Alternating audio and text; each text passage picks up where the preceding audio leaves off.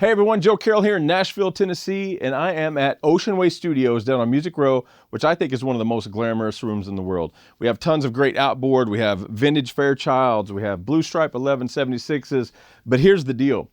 And not only, beautiful spaces and incredible acoustics, large spaces, but look here, we have the biggest Neve in the world.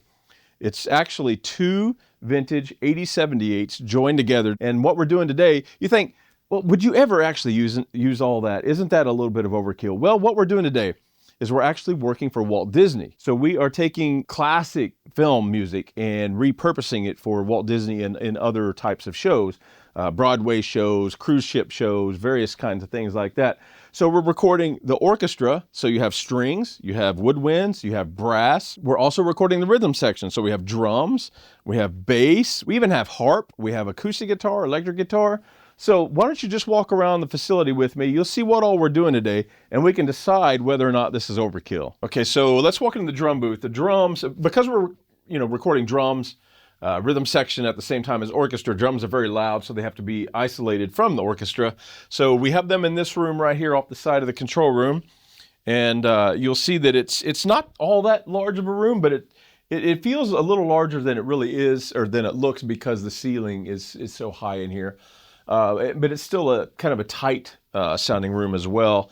So microphone wise, we're not going to use a lot of microphones. Sometimes you've seen some of my other videos and it's more of a rock thing or pop thing or modern country, and we do more microphones. That's not what this is. This is like a Broadway show style thing. So on the kick, you'll look down there, and we have a B52, just a single kick mic, and that's going to get the job done. And then we come up here to the snare drum, and we have the good old Shure 57 on top and bottom. I really, even in a minimal miking setup, if I can, I really do want the strainer. I want the bottom of the snare. I have an AKG 452 on the hi-hat. On the toms, we have 414s from AKG, and these are the modern C414s, the silver face model. And we'll be using, of course, the pad will be maxed out to -18, and they'll be in cardioid. On the overheads, we have Warm Audio 84s. I bring them with me because they have a larger transformer than the original. So they're a little quieter, but they round transients really nice. So I can EQ them really easily if I need more high end, but naturally they're not all that bright and chippy. So I can go anywhere I want to go with them. So they're just a great microphone to have for that kind of a thing.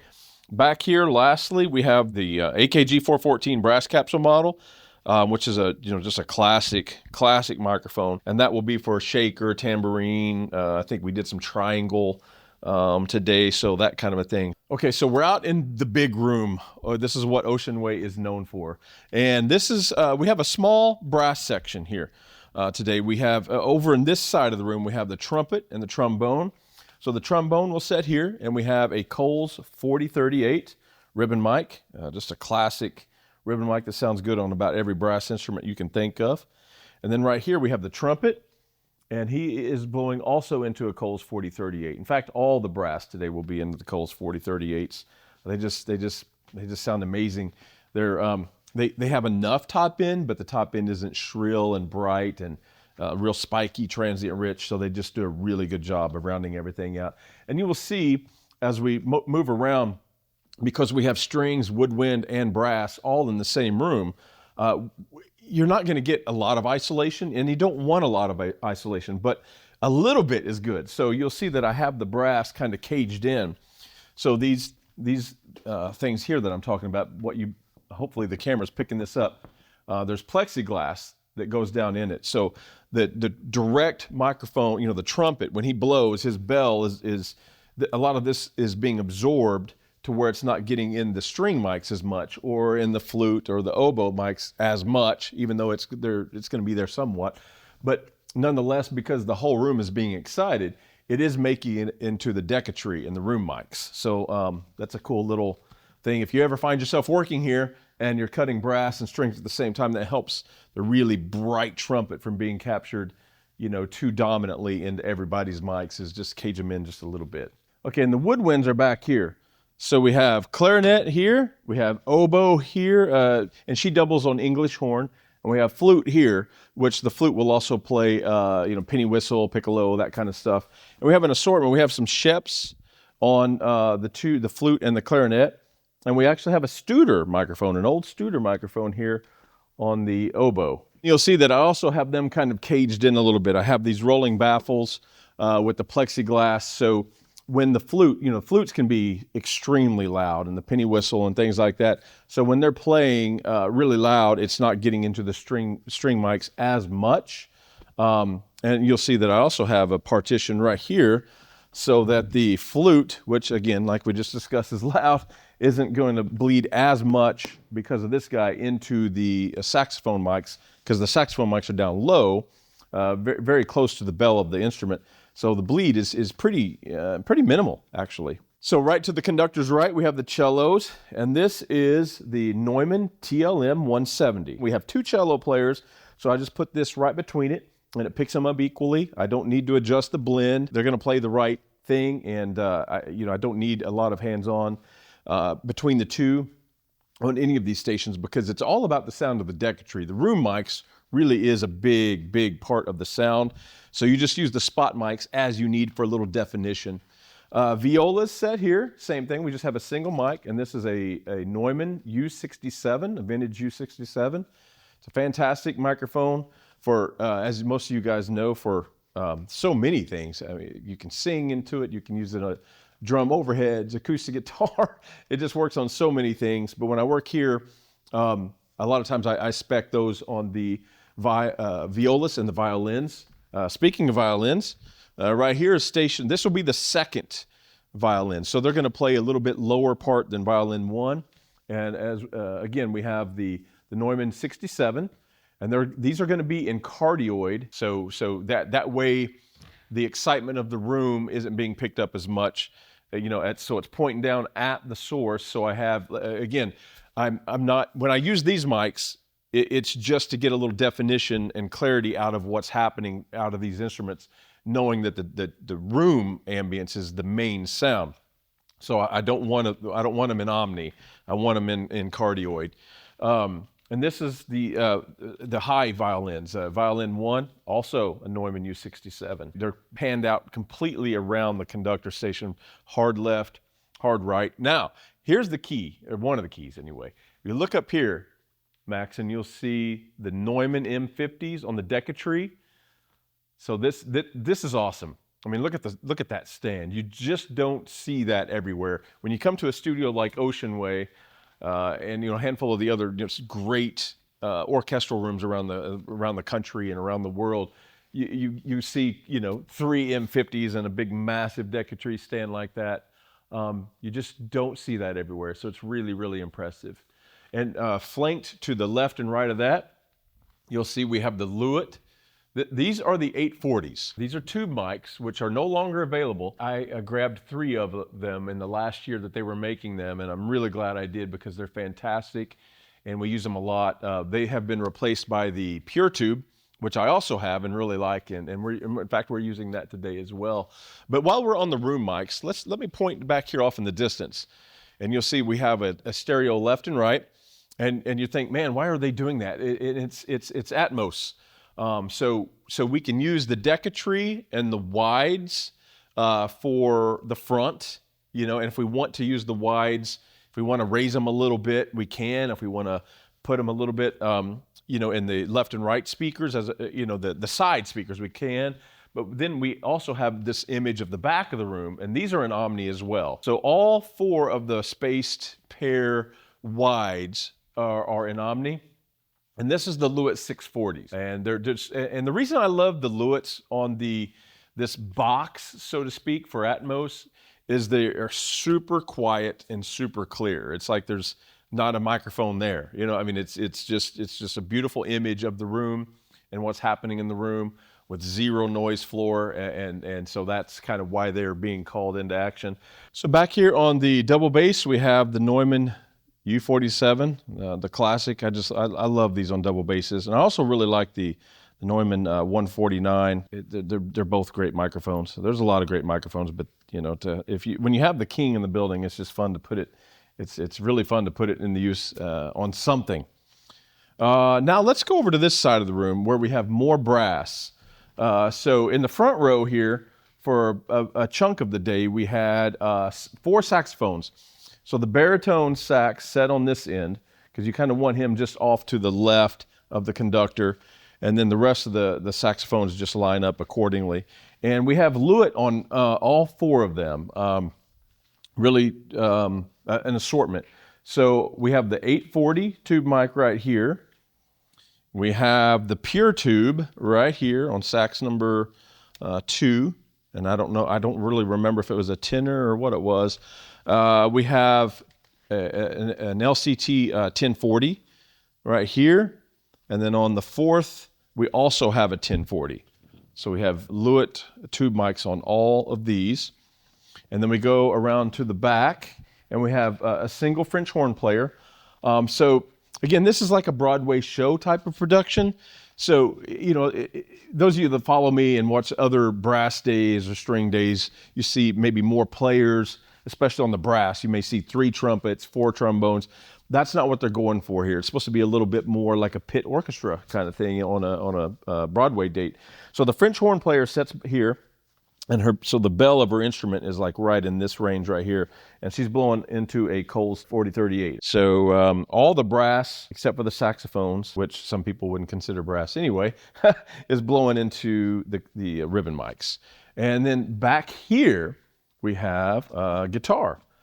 Again, because some of the guitar work is well, there's an amplifier and an acoustic guitar, so they have to be isolated as much as possible. So we have this booth right here.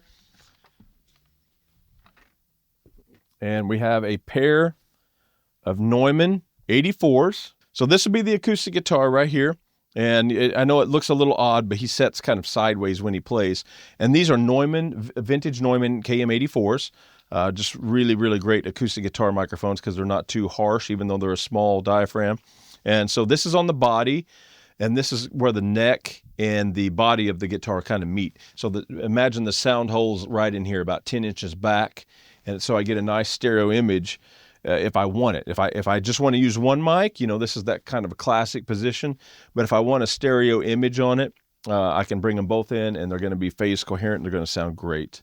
And then down here we have the SM57, just one of the classic electric guitar amp mics, and it's a little off the dust cap, as you'll see.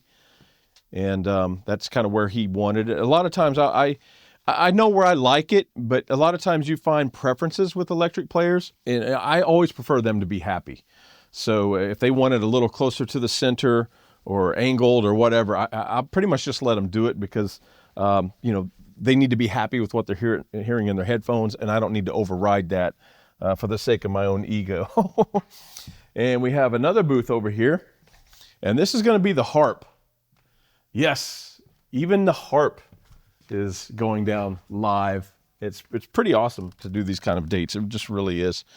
And in here, we have, first of all, we still have her instrument in here because this is day 1 of 2 days. So we still have a lot of the instruments in the room, which is really cool to see. So on the harp, we have 2 microphones. We have one down here where she's actually picking the strings. And these are DPA 4011s, small diaphragm, very clean, very quiet, very transparent. And then you'll see there's another one up here.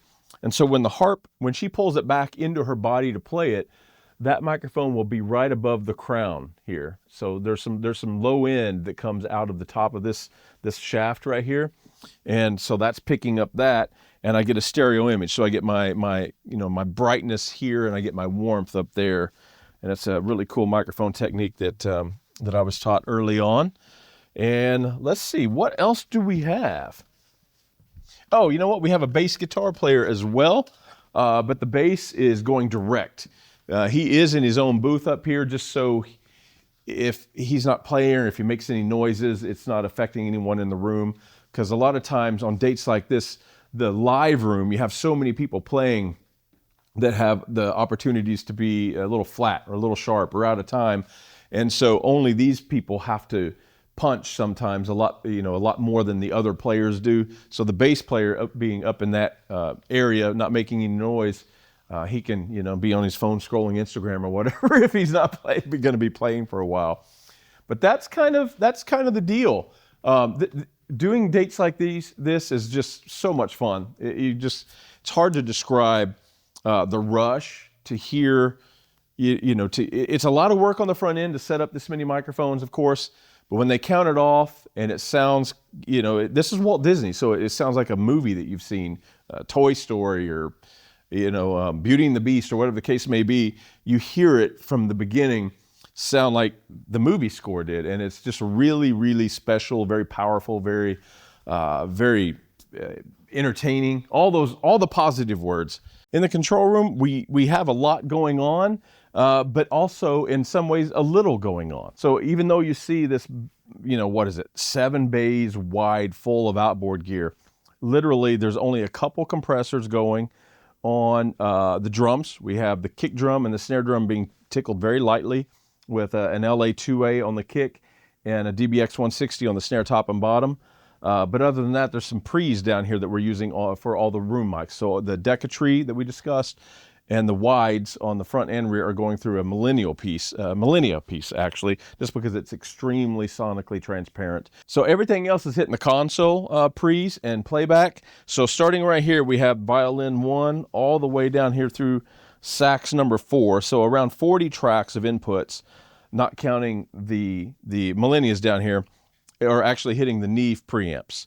And there's no EQ on anything except the kick, the snare, and the tom-toms. Pretty much everything else is completely flat, especially brass, strings, the room mics. You don't touch any of that stuff with anything.